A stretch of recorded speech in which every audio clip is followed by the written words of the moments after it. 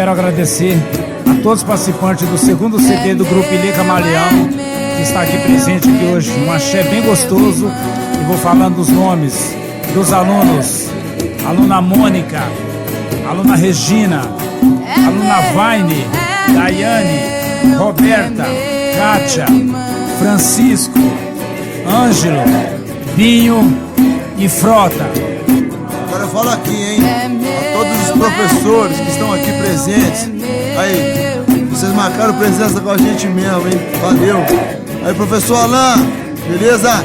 Paraguai, Mariel, Luana, Café, Nilmar, Paulinho, valeu mesmo. Pera aí.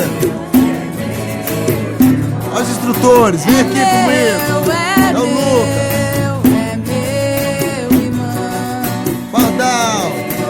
Douglas, Diegão, valeu, compadre, obrigado pela presença mesmo.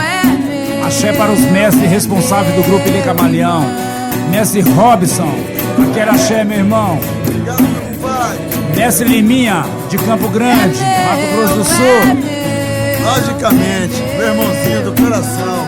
Mestre Adilson, valeu, meu compadre. Obrigado mesmo. Mestre pequeno aí, vai com você aí, meu compadre. É nóis.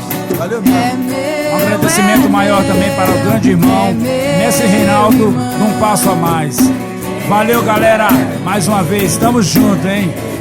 Aí, meu mestre, se liga que a canção você vai gostar. Mestre Bradesco, valeu.